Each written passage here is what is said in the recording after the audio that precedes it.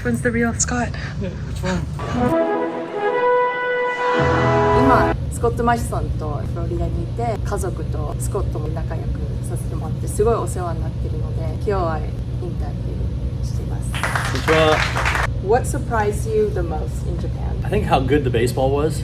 It was very competitive. Also how close the teams were. I really enjoyed that. I felt very welcomed, which I didn't expect. Any cultural shocks? I don't think I was very shocked. I really went into my experience in Japan trying to be as open-minded as possible. I wanted to just accept whatever came my way, and I didn't want to bring my culture or my beliefs into it. I wanted to accept, and whatever Japan threw my way, accept it. You played 8 years pro in Japan. What do you think helped you adjust to NPB and the culture? Having good teammates, a great coach, great manager, and just a great organization. It was very accepting at the time. It really helped me transition to Japanese life. What was Hara Kantoku like?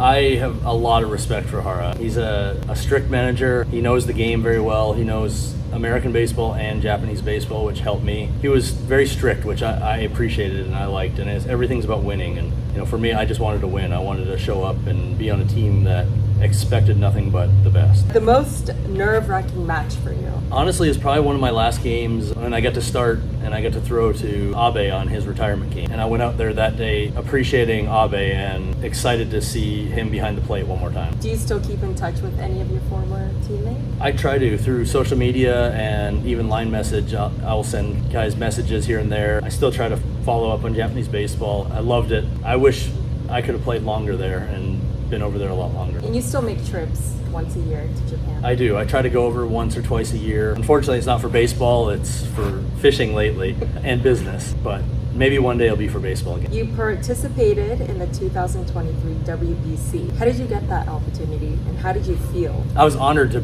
get that opportunity. I was coaching with the junior national Canada team. The other team ran out pitching and they wanted to get another inning or two in, so I volunteered to throw and proved to, I guess, the coaching staff that I could still pitch and was still in the low to mid 90s without training, without anything, and had good control. So 3 weeks before the WBC, a couple guys had to drop out and they gave me a call and asked if I could be ready in 3 weeks and come out and pitch for Team Canada again. And of course I said yes, and it was a huge honor and I felt great doing it. It's amazing.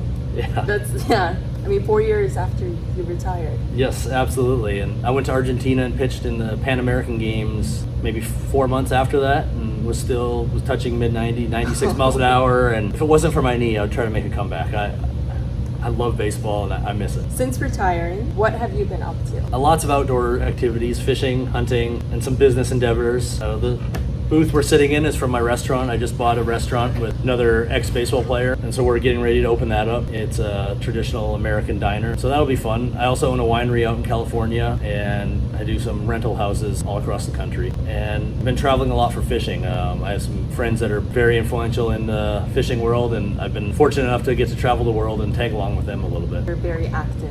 I try to be. So I hiked an outcrop beside Mount Everest 6-7 months ago, so that was a very challenging activity, and we made it up to over 6,000 meters. You were preparing for that for weeks. Right? I was, for months. What does your day-to-day look like? I've been spending time with you and your family this past week, and every day is it's exciting. You're at the cabin, and there's always something going on. I have a very hectic schedule. I get a lot of time to myself, my kids and family always come first. And other than that, it's, we have a small farm here, so I try to take care of that, opening a business, and so I got to come up and see my ranch and my hunting cabin. So we spent some time there, and I try to be as busy as I can. I'm sitting still, and I miss the routine of playing baseball. You and your family have been so amazing to me, and I mentioned this earlier, but I'm so grateful. You guys are one of the most amazing, incredible people, and especially you being so successful in the baseball world. So humble and so generous. Thank you. I really appreciate it. We try to live our life through experiences, and I want to share as many awesome experiences as I can with as many people. And I love showing off Florida and a different view of Florida, so I've had a lot of fun doing that. We really believe that you can't be idle in life. You always have to be moving and living one experience at a time, and I try hard to do that and pass that along to my family. I've had the most amazing time here, and definitely living one experience Absolutely. after the other. Do you have any messages for your Japanese fans? I really miss Japan and living in Japan. Very thankful and grateful for everybody that supported me when I played over there and that still reach out and send me messages on social media and and comment. I miss everybody, and I hope I have the opportunity to keep coming over to Japan and keep that part of my life. ありがとうございます。 We'll do some like absolute ridiculous stories one day. The With your dark pals files. and Yeah. dark files.